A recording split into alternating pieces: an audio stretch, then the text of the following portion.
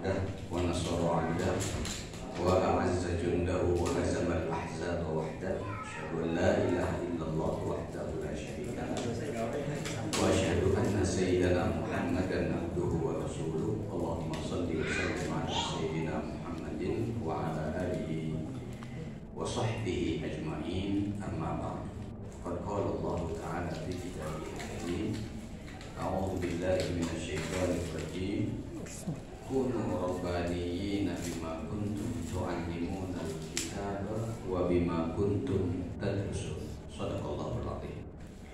Yang sama-sama kita hormati, kita cintai, kita banggakan pimpinan pesantren Islam Bukhari yang alhamdulillah sejak kita saling mengenal semakin kokoh ukhuwah persaudaraan dan alaqahnya.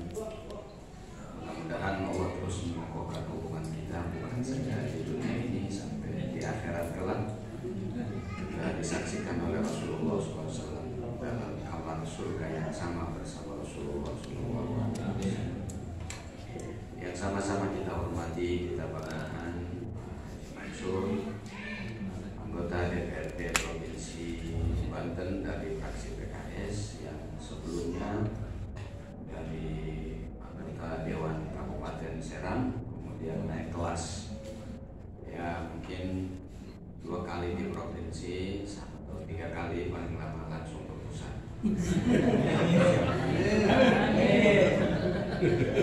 Saya harus juga sukses mengkader di bawah saya. Umur saya kalau selesai masa jabatan ini 65 tahun. Jadi sebenarnya sudah dari 2019 saya sudah minta mundur untuk tidak dicalonkan. Cuman Habib Salim saya paling mengatakan kita mau lari dari perjuangan. Ampun saya. Karena khawatir nanti hilang kursinya di sini setelah tinggal Pak Zul. Nah, Pak Zulnya juga kursi gubernurnya hilang. Baru 1 periode hilang ya. Mudah-mudahan nanti Allah berikan yang terbaik. Artinya kalau pemilu 2029 saya masih disuruh ikut, selesai itu 70 tahun. Maka berikutnya Pak Mansur ya terus. Ahlan wa sahlan, selamat datang mari. Pak Soleh, Pak Gus Soleh, terima kasih juga alhamdulillah sudah terpilih. Wong Waringin Kurung asli. Sengaja saya juga dia termasuk yang bawel sama saya karena merasa dekat. Karena saya sendiri konsen juga bagaimana supaya dia jadi. Alhamdulillah akhirnya terpilih. Jadi anggota dewan, mudah-mudahan amanahnya bisa dijaga. Kemudian bisa ditunaikan, membangun hubungan terus dengan masyarakat di dapil khususnya dan umumnya di wilayah Kabupaten Serang. Ibu Nyai dan seluruh ustazah yang juga di keluarga besar pesantren Al-Irsyad, para guru-guru, kemudian juga penasehat. Jadi saya dengar ada beberapa penasehat, ada beberapa pembina yang senior, ada yang mantan kades, ada yang sekarang sekdes, ya. Jadi dan seluruh yang hadir, yang saya tidak sebut satu persatu, tapi tidak mengurangi rasa hormat dan cinta saya kepada semua. Saya merasa berbahagia siang hari ini bisa bersilaturahim dengan Kiai Bukhari dan seluruh keluarga besar pesantren dan masyarakat para sesepuh. Sengaja memang saya pilih hari ini karena ini hari yang tersisa sebelum saya berangkat ke luar negeri lagi. Karena kalau saya tidak, nanti akan berlarut-larut. Samping sudah lama juga kita silaturahim waktu itu waktu membangun masjid ya, perempuan itu ya, yang kakak antum ketemu habis itu meninggal oleh saya juga agak terkejut ya. 1 tahun. Karena sekarang ini saya masih banyak lagi mondar-mandir keluar negeri. alhamdulillah banyak kemajuan secara politis di Palestina karena sudah disepakati gencatan senjata, meskipun Israel bukan karena kemauannya tapi karena tekanan Amerika. Mereka sudah hampir angkat tangan lah untuk membantu. Ya kalau statement mah pasti ada, karena dia malu juga kan. Artinya kalau dia nyerah itu artinya dia kalah sama pasukan yang sesungguhnya dikucilkan oleh banyak negara, tidak dibantu dan seterusnya. Yaitu yang berjuang sesungguhnya di sana itu adalah Hamas, berjuang kemerdekaan bagi Hamas. Gencatan senjata kali ini dipelopori oleh Qatar. Qatar mempelopori gencatan senjata dengan proposal 3 tahap. Kemudian disambut sama Mesir mengajukan 5 tahap. Ya, kemudian beberapa negara sudah jenuh juga dengan peperangan. Amerika sudah capek membantu. Amerika akhirnya setuju. Israelnya nggak diajak bicara, nggak diajak bicara. Makanya sampai sekarang masih aja letusan-letusan itu, karena dia ditekan oleh Amerika. Pertemuan dilakukan di Perancis. Makanya saya kalau tidak ada halangan pekan depan akan menuju Perancis. Mudah-mudahan lancar. Nah, Israel gengsi dengan gencatan senjata karena dia susah mempertanggungjawabkannya. Semuanya susah. Ya, Israel ini kalah dari segalanya. Target menghabisi pejuang kemerdekaan Palestina yang dipimpin oleh Hamas nggak habis, nggak kalah sudah setahun lebih. Kemudian makanya membabi buta menghancurkan rakyat sipil. Mereka pikir pejuang itu takut, tapi akhirnya posisi Israel yang tersudut secara internasional. Ya, dianggap tidak mematuhi hukum perang, tidak punya perasaan, anak kecil dibantai, perempuan dibantai, lansia dibantai. Hampir 50.000 orang meninggal dan syahid. Tapi pasukan pejuangnya tidak ada, berkurang signifikannya. Karena mereka punya base camp itu di terowongan yang 3 tingkat kedalamannya. Tingkat pertama 15 meter, tingkat kedua 35 atau 40 meter, tingkat ketiganya itu 75-80 meter. Jadi tidak bisa disentuh oleh bom, oleh penghancur apapun tidak bisa disentuh. Makanya mereka kewalahan dan dimasukin air terowongan, itu terowongan yang udah nggak dipakai, dimasukin air.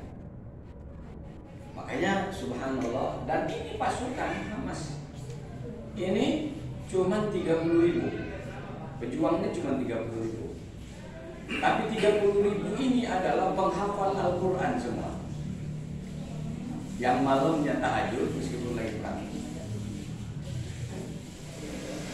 siangnya angkat senjata, bahkan setelah merajalela pasukan itu malamnya pun disikat semua.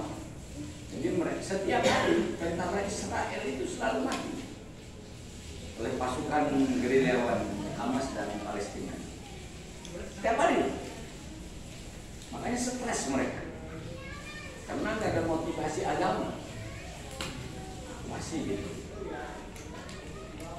Sementara orang Palestina, jangankan pejuangnya, masyarakatnya pun suruh pindah nggak mau. Saya harus balik lagi, saya mati di sini pun nggak apa-apa karena ini tanah air saya, dan itu yang benar. 14.000 pasukan Israel mengundurkan diri dari tentara. Artinya secara maknawiyah, secara nafsiyah itu sudah terjadi inhizam besar-besaran, kekalahan mentalitas.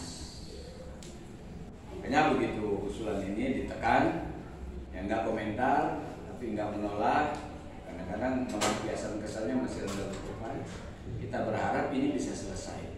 dan Palestina bisa merdeka. Buat kita bangsa Indonesia ini amanat konstitusi. Yang kedua, kita punya utang budi. Dulu Syekh Muhammad Al-Husaini yang makamnya di Beirut, saya sama saudara Dr. Danang, staf ahli saya ini, tahun lalu kita ziarah ke makamnya Syekh Muhammad Al-Husaini di Beirut. Dulu beliaulah yang nenteng-nenteng Kiai Haji Agus Salim dan para pejuang Indonesia untuk bertemu dengan tokoh-tokoh di Timur Tengah untuk mendapatkan dukungan perjuangan kemerdekaan Indonesia. Dan Mesir, kenapa negara pertama yang mengakui kemerdekaan Indonesia? Karena di Mesir ulama-ulama itu dulu sama levelnya dengan Syekh Muhammad Al-Husaini, kemudian ketemu dengan seluruh pejuang kita di sana. Makanya negara-negara itulah yang pertama mengakui kemerdekaan Indonesia. Jadi kita punya hutang sejarah kepada Palestina ini, karena Syekh Muhammad Al-Husaini itulah yang menteng para pejuang kita bertemu dengan orang kaya di Timur Tengah, dengan pemimpin negara dan semuanya dilakukan di situ.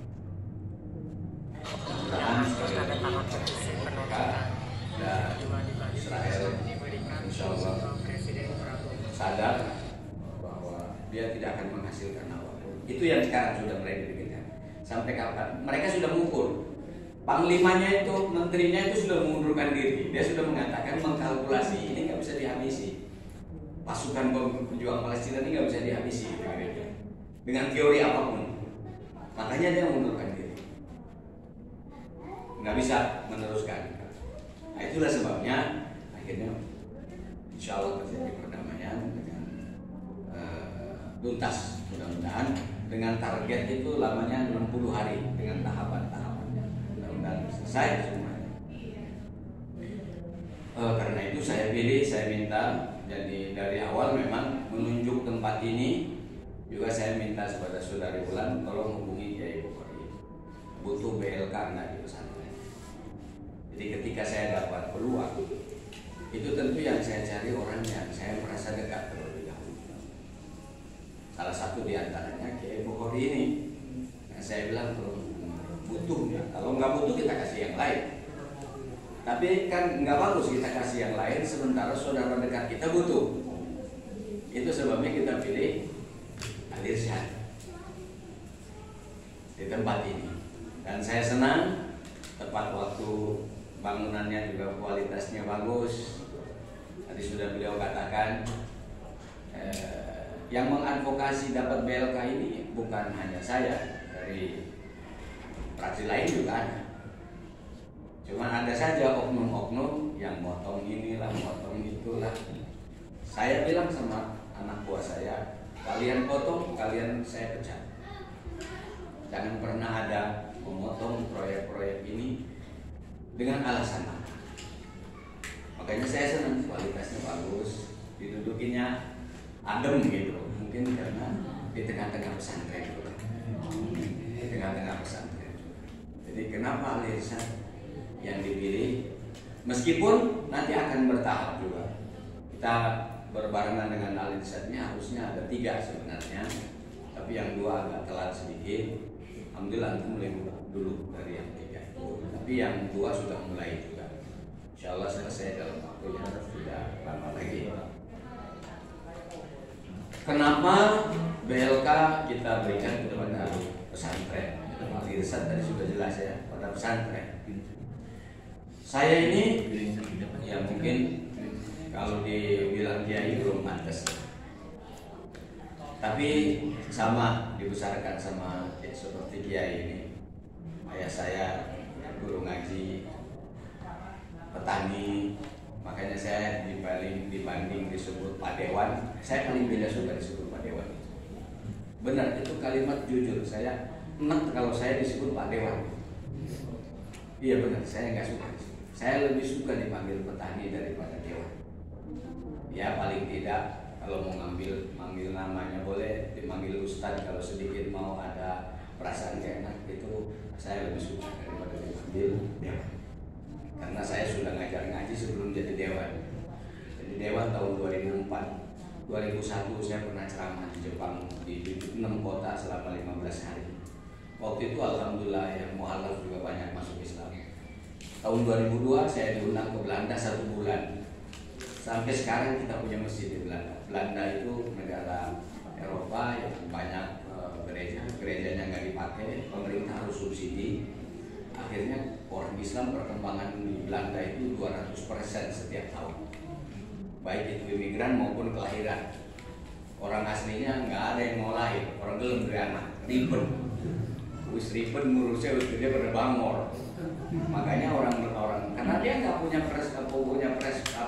perspektif bahwa itu ibadah, maka orang sana lebih baik esok nuntun cemerlang kiri, nuntun kiri, nuntun kiri, cemerlang kan cemerlang, nuntun cemerlang esok daripada gendong anak atau putu. Makanya di sana defisit. Jadi Bapak Ibu jangan salah ya. Bonus demografi itu hanya terjadi di Indonesia, nggak ada di negara lain. Bonus demografi hanya karena orang Indonesia mah 2 anak terus, tunji setahun siji, aja kamu turun bareng ganti sendal dari anak. Ada orang Indonesia, iya kan? Sing paling kata anak ke kiai, karena kiai kesarungan doang. Napit jiro-jiro Pak Kiai, waduh. Ada something. Aduh. Jadi, masya Allah. Jadi kenapa saya pilih pesantren? Saya tidak mungkin bergeser keberpihakan saya sama pesantren. Satu-satunya fraksi yang bikin lomba baca kitab kuning, kitab Fathul Mu'in masuk ke parlemen itu fraksi PKS, dan itu ide saya sejak Indonesia merdeka. Kenapa orang datang ke DPR mengusulkan hal-hal yang bertentangan dengan Pancasila dan Al-Quran tidak malu?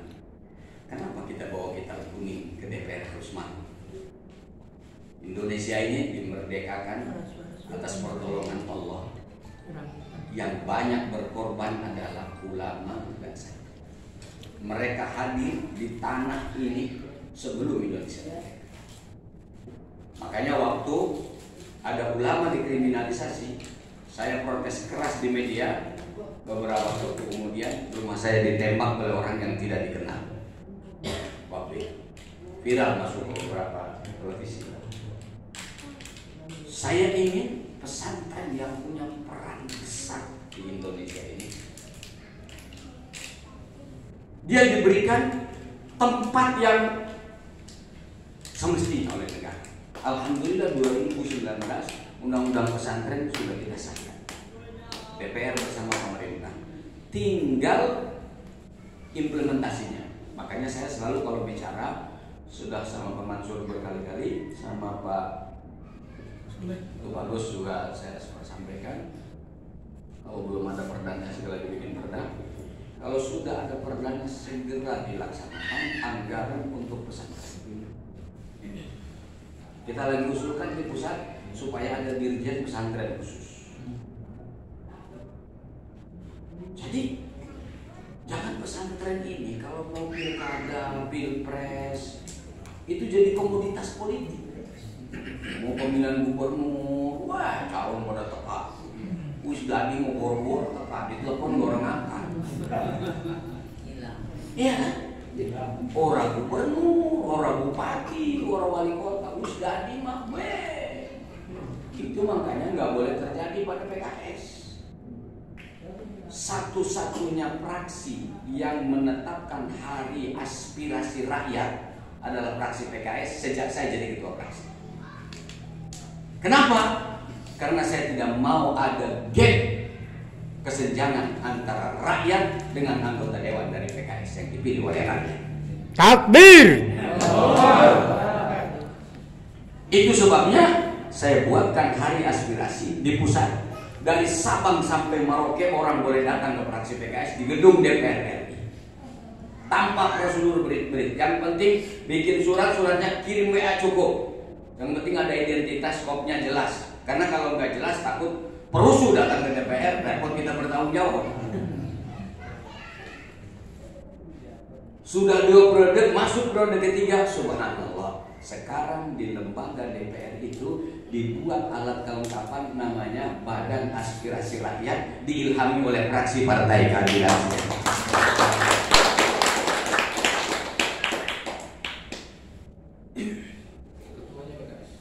Ketuanya mereka tahu karena PKS yang punya hari aspirasi, mereka memberikan kepada PKS. Jadi ini yang kita inginkan.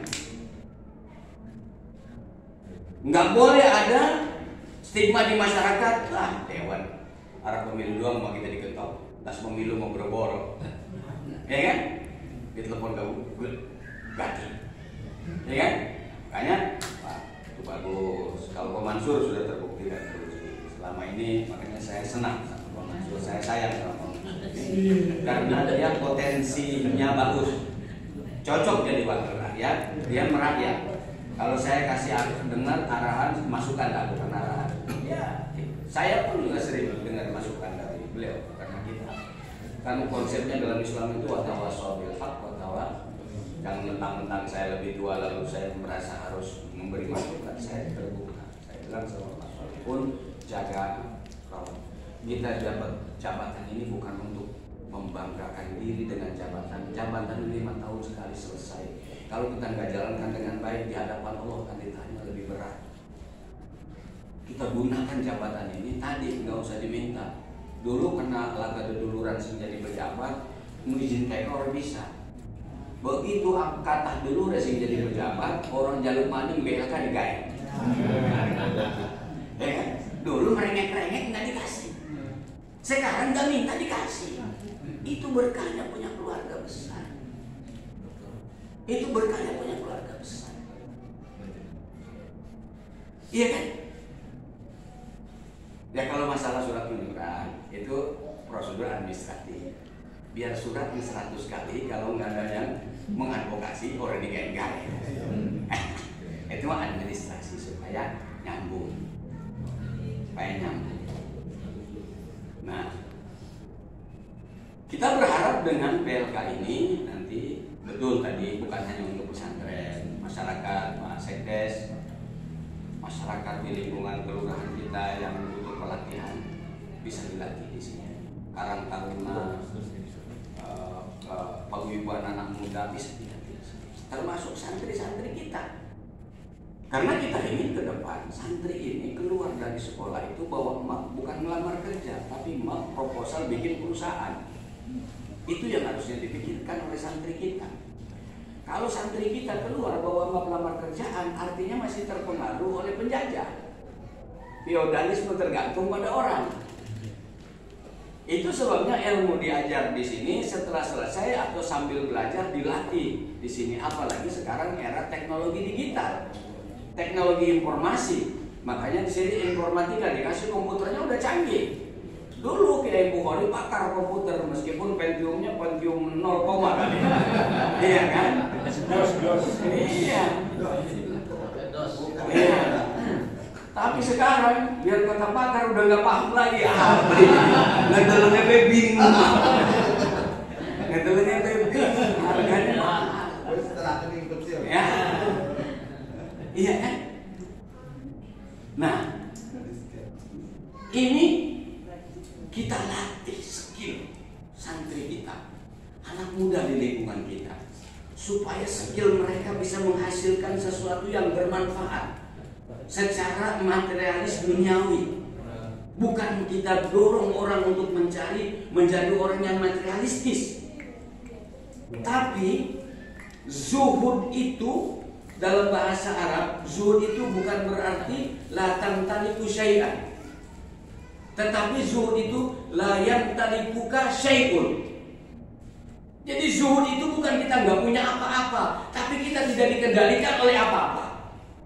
Kita mandiri sebagai hamba Allah, tidak dikendalikan oleh harta. Itu artinya zuhud, bukan nggak punya harta.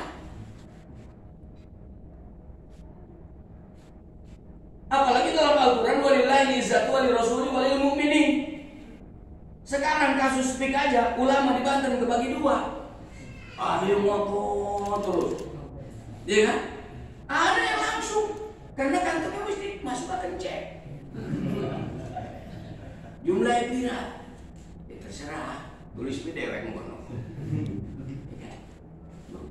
Ini contoh, saya tidak mau sebut nama, tapi nyatanya kan muncul begitu. Iya kan? Nah, kenapa? Karena pertama nggak punya izzah, padahal walillahi izzatu wa lirasulihi walil mu'minin. Walil mu'minin. Orang mukmin itu bisa izzah pertama pribadinya. Yang kedua dia punya kemandirian dan kemapanan secara ekonomi.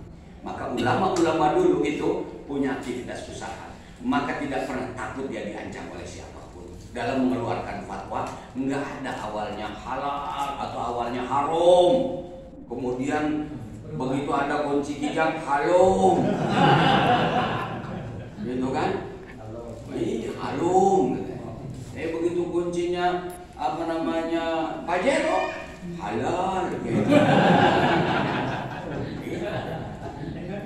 Dulu mandiri secara ekonomi.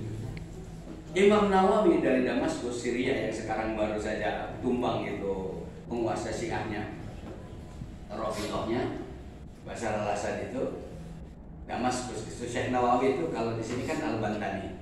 Kalau yang dari itu dari Damaskus, dari Syria, usianya 40 tahun, karangannya 100 lebih, belum sempat menikah, saking sibuknya. Tuh, Arif, dia belum sempat menikah, ada 100, hanya mikir kawin mana, hanya bisin-bisin akan bos. Cocok Pak Kiai, bener Kun. Bener. Maksudnya kawin pakai itu aja berisik-berisik.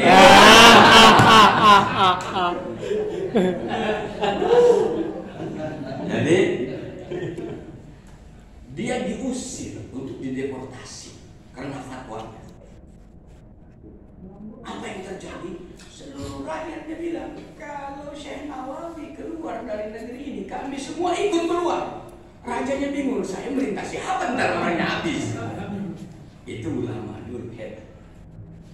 Rakyatnya mencintai karena dia punya integritas, dia punya izzah, dia punya kemandirian. Luar biasa.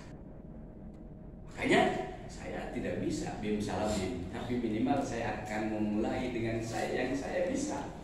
Mulai dari BLK dilatih. Jangan lihat kecil, banyak orang sukses juga berangkat dari kecil. Berangkatnya dari kecil. Saya orang desa seperti Kiai, tapi jangan pernah remehkan orang kecil. Orang kecil itu antara otak sama perutnya dekat. Kalau Arifnya makan durian tadi belum naik ke otak. Kalau saya udah dari tadi naik ke otak. Duriannya udah jadi energi. Jadi energi. Makanya dalamnya lancar kan. Durian itu. Itu bisa bayangin. Danang sih ngelirik-ngelirik sisa durian ini masih.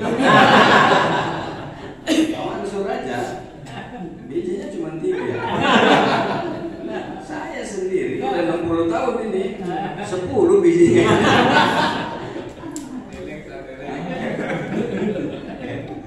Jadi kalau ente masih kurang bilang aja, sisanya geser saat. Ya kan? Alhamdulillah jasa kelahiran ini tambah istimewa ini, duriannya ini tambah istimewa. Jadi kita ini pesantren ini melahirkan generasi yang mandiri secara ekonomi. Karena sesungguhnya Allah menciptakan bumi dan isinya ini untuk kita. Dan yang paling orang beriman, huwaladzi khalaqalakum ma fil ardi jami'an. Makanya waktu saya dengar pemerintah membagi tambang kepada yayasan sama orang, saya senang. Bila perlu diperluas sama pesantren. Karena sekarang ditambah lembaga perguruan tinggi, harusnya pesantren supaya mandiri pesantren. Gitu, mandiri. Kalau punya tambang kan, di Bukhari umpamanya punya dikasih tambang sama pemerintah 100 hektar tambang batu bara. Gitu. Udah, saya khawatir rumahnya pindah ke Jakarta. Meskipun saya yakin tidak mungkin, karena dia sudah teruji dan terbukti. Dia sabar. tinggalkan Jakarta, pulang ke kampung yang nggak jelas prospeknya, tapi prospek itu dia ciptakan sendiri atas pertolongan Allah. Padahal dia punya gaji tetap, dia tinggalkan. Tapi ketika kita yakin, alladzina jahadu fina lanahdiyannahum subulana wa innallaha lama'al muhsinin. Lama'al muhsinin. Jadi itu kenapa saya konsen pesantren mandiri. Pesantren itu tidak boleh terlalu banyak berharap sama yang lain. Tapi ini kan perlu ada kebijakan yang memiliki kebijakan. Kepala daerah, kalau di daerah, kalau di pemerintah pusat, ya presiden dan menteri dan DPR, itu harus ada kebijakan mendorong itu. Pesantren mandiri. Dulu saya pernah bangga waktu pesantrennya yang di Cirebon itu, yang bawa sapi satu terus nggak bayaran lagi. Itu, tapi ternyata dalamnya punya keyakinan lain, punya keyakinan lain. Padahal kalau pesantren Ahlus Sunnah wal Jamaah bisa seperti itu bagus banget. Pesantren mandiri. Hanya kita prioritaskan advokasi ini juga kepada pesantren. Kalau Pak Mansur juga bagus, itu juga dorong pesantren, bantuan. Mungkin bisa didorong pesantren ini. Ya minimal kalau belum jelas yang ada di depan mata, gedungnya sudah jadi ini dari pusat. Tinggal AC-nya doang yang belum. Tinggal AC-nya doang, Bu Mansur. Siap. AC lah yang mengeluarkan agak gede gini. Kursi tamu juga belum pakai. Kursi tamunya. Oh, kursi tamu. Ya. Ada, kalau itu paket itu. Nanti ada paket. Kalau itu kursi yang ininya ada. AC-nya aja pokoknya. Pak Mansur sama Pak Agus ini AC. Kursi tamu. Nanti kursi tamu kita pikirin dari pusat. Amin. Karena tempat ini juga dalam waktu yang sama bisa ngomongin teman-teman. Boleh. Dilatih juga tim sukses kita ini dilatih. Saya latih tim sukses juga. Ini sudah banyak nih di Blok Adluk. Nah, di Cikande juga udah beberapa ini gitu. Merata saya di daerah Cinangka juga mungkin supaya merata. Karena saya ingin baik itu pengurus partai maupun tim sukses itu tadi kita latih terus kita kasih modal. Nah emang kali kita kasih modal, mentalnya belum terlatih. Tadi modalnya hilang, untungnya nggak jelas. Iya baik itu yang kita kasih modal uang, gitu. Makanya yang kita kasih sapi 10, tahun depan kita berharap ada 15, tinggal 6. Kasih kambing 65, kita pikir jadi 75, tahun depan dia tinggal 40. Nah, ini karena mentalitasnya tadi yang tidak siap. Nah pelatihan kita ke depan ini Pak Kiai diorientasikan bukan hanya skill fisik, tapi juga mentalitas yang perlu kita bangun. Dan ini mentalitas ini secara umum umat Islam, mindset ini. Makanya saya lagi bikin ini tulisan-tulisan pendek kayak tentang bagaimana memahami melihat ekonomi, bagaimana sahabat melihat ekonomi dan seterusnya. Saya ingin ada mindset yang berubah. Bukan kita dorong menjadi ubud dunia, tidak. Karena para salafus saleh berdoa, Allah menjadi dunia fi aidina. Jadikan dunia di tangan. Artinya kaya beneran. Wala taj'alha fi qulubina, jangan masukkan harta dalam hati. Enggak ada dalam hati, yang ada di sini. Kayanya beneran. Jangan dikendalikan oleh harta, tapi dia kaya. Saya sejak 7 tahun itu ayah meninggal. Tapi saya dipaksa waktu itu sama ayah untuk tadi. Makanya cuma ya guru-guru ngaji lah.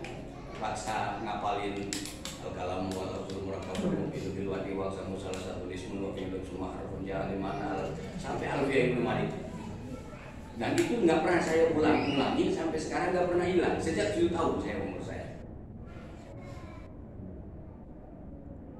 Ayah melatih kemandirian. Ayah tidak ada, ibu, waktu itu kami 5 bersaudara. Jadi saya sejak jam sanawiyah itu beli sepatu, beli baju itu sudah hasil usaha sendiri. Ternak ayam, oke, makanya saya biasa aja melihat hidup ini. Dari yang paling susah saya sudah alami. Saya itu pernah waktu SMP itu Pak Kiai, naikin nurunin pasir dari Kali Citarum ke Bekasi. Iya, naikin pakai sikub itu, orangnya kecil, pendek kan tinggi itu terang. Tapi jangan pernah remehkan orang kecil.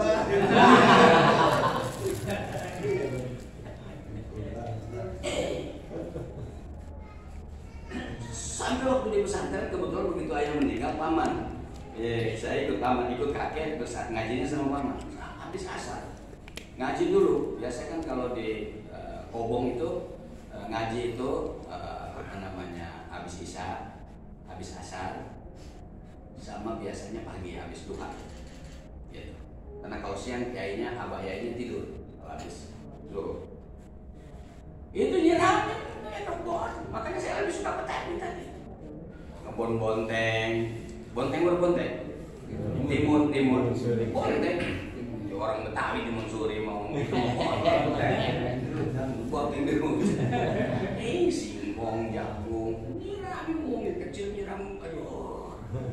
Makan orang dulur. Boleh banyak.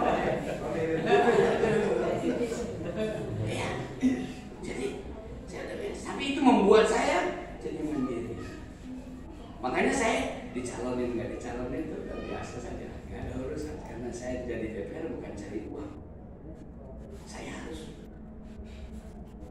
membela rakyat, membela umat, membela nilai.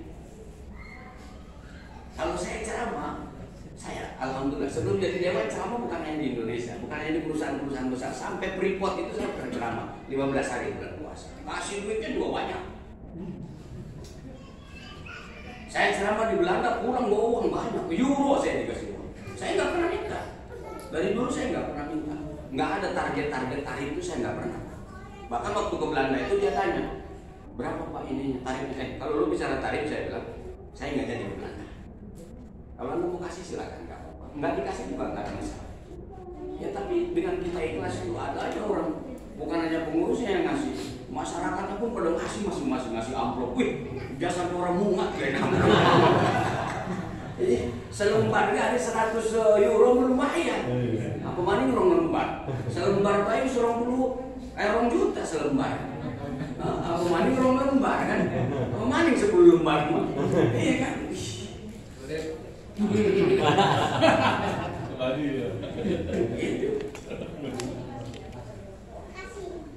Nah bedanya kalau saya ceramah mungkin ibu senang, bapak senang, orang ketawa, belum dia mungkin undang lagi saya belum tentu diamali, belum tentu. Tapi jadi DPR, menteri bikin kebijakan, kita panggil, kita katakan Anda salah telah membuat kebijakan, cabut, dicabut, itu kepuasan dai dalam parlemen. Itu kepuasan dai dalam parlemen. Ada tangan lebih luas menjangkaunya. Itu saja. Jadi dari mulai kecil sudah punya usaha kecil-kecilan. Tapi terus saya kecil-kecil lama-lama ya lumayan lah. Makanya anak sekolah ya sesuai dengan kemauannya di luar itu, yang penting agama itu jadi kepribadian, Islam jadi kepribadian, ya kan? Bukan karena dari DPR, nggak cukup dari DPR. DPR kita beli mobil ambulan aja di dapil ini sudah 17 ambulan saya di dapil Cilegon Serangin, ngangkut orang meninggalnya di tempat dia nih, tapi dikuburnya di Ponorogo, antar ke Ponorogo gratis. Pemda aja itu bayar 2,5 juta kalau pakai ambulannya, benar nggak Pak Mansur? Bayar. Ambulan saya gratis. Saya taruh di rumah Pak Mansur ada satu, kemudian di rumah Supianto satu, saya bagi rata di titik-titik yang nggak di full di kantor DPD, karena kalau DPD jauh orang. Kalau udah meninggal, kalau dia lagi butuh emergensi di rumah sakit, makanya kita taruh Cinangka satu, di tempat Pak Mansur satu, terus di utaranya, di tengahnya, begitu. Itu gratis semuanya. Itu saya beli dari gaji saya sebagai anggota DPD. Kita ingin bagaimana umat ini bangkit, harus bangkit, harus mandiri, harus kuat. Al-Islamu ya'lu wa la yu'la. Orang yang berjuang untuk negara merdeka ini harus jelas perannya. Jangan orang yang turunannya nggak jelas, peran bapak moyang nenek moyangnya nggak jelas, sekarang mengklaim paling merah putih, paling Pancasila, pengen menguasai NKRI. Yang dulu sejarah kakek nenek moyangnya jelas, perjuangannya jelas, mau digunting dari sejarah perjalanan bangsa, kan kurang ajar. Kita yang paling berhak mengelola negara. Kita yang paling paham Pancasila, karena dulu yang nyusun Pancasila itu para ulama dengan sholat hajat dan istiqorohnya. Maka Pancasila harus kita jaga. Kita jangan terprovokasi. Ini adalah platform berbangsa dan bernegara. Jangan salah paham. Dengan Pancasila, platformnya itu ada yang Maha Islam. Islam sesuai dengan tauhidnya, Kristen sesuai dengan keyakinannya. Yang penting adalah ketuhanan yang Maha Esa. Orang yang tidak beragama keluar dari Indonesia. Makanya komunis nggak boleh hidup di Indonesia. Harusnya anak komunis yang masih komunis nggak boleh jadi dewan. Masalahnya dipilih juga oleh rakyat Indonesia. Masalahnya.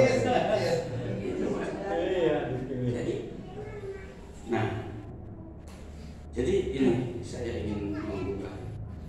Pesantren harus mandiri, santri harus mandiri, harus punya skill, punya daya saing. Daya saing inilah yang penting membuat kita bisa menjadi bangsa yang berkompetisi dengan bangsa-bangsa. Minimal orang Islam. Islamnya capek. Afwan, mohon maaf saya tidak diskriminatif ya, meskipun mungkin tidak semuanya harus ditayangkan di sosmed saja. Tiap hari yang bau tai ayam karena kerja di kandang ayam namanya Muhammad Ahmad. Tapi yang nentuin harga ayam si Acong. Yang bau tai ayam. Saya tidak manas-manasin. Ini artinya harus jadi pelajaran buat kita orang Islam, harus berubah mindset. Ya'lu wala yu'la alaih. Harusnya. Tapi ini nggak bisa nanti. Yang paling efektif mulainya merubah mindset dari pendidikan. Itu sebabnya saya konsen terhadap pendidikan, dan saya bersyukur kepada Allah, terima kasih kepada Ibu Khori yang santrinya sudah 1000 lebih dari seluruh tingkatannya. Mudah-mudahan membawa berkah baik di dunia maupun di akhirat. Saya kira itu. Terima kasih. Mohon maaf kalau berlebihan, bukan tausiah, ini sharing pendapat saja. Sharing pendapat.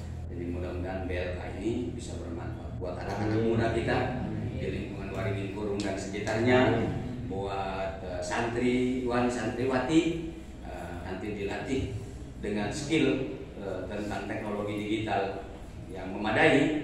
Orang bisa melakukan aktivitas usaha tanpa modal. Di era teknologi digital, orang bisa melakukan aktivitas usaha sama sekali tanpa modal, hanya butuh gadget. Apa itu? Dengan reseller kan bisa. Dengan reseller bisa. Nggak pakai modal.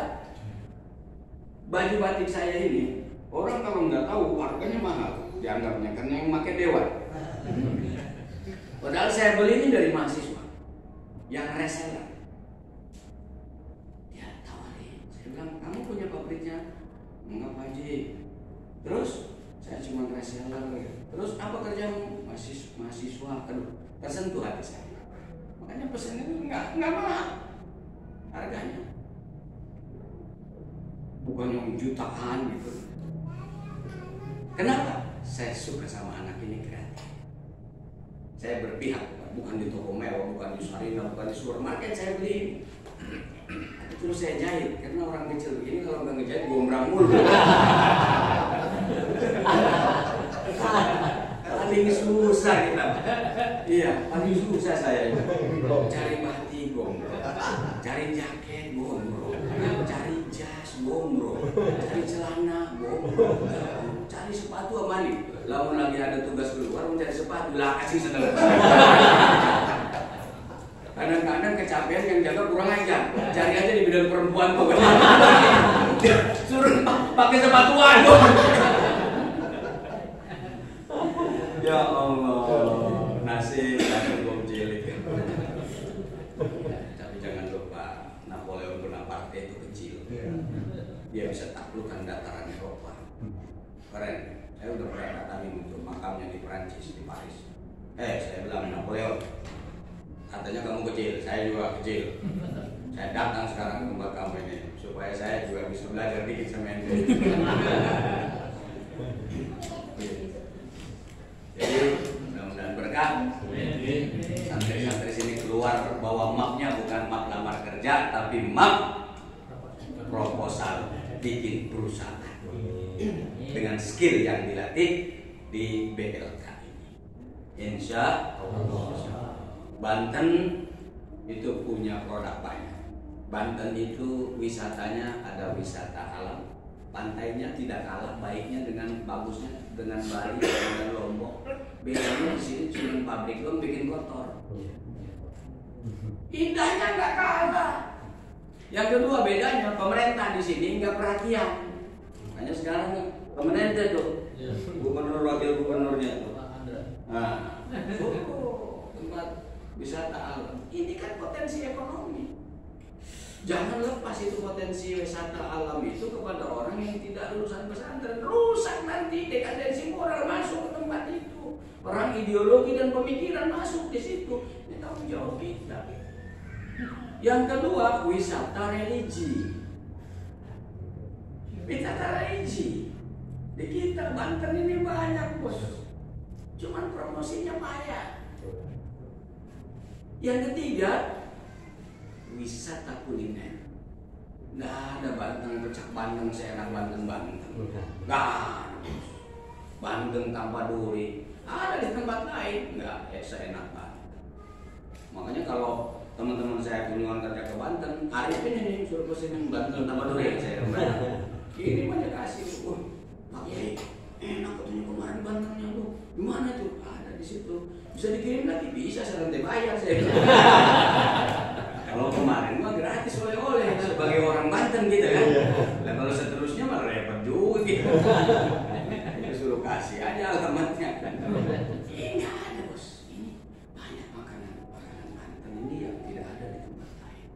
Dulu sebelum teknologi meningkat, makanan di Banten ini hanya dilihat oleh orang yang lewat depan, motor lewat, mobil lewat, bangku lewat.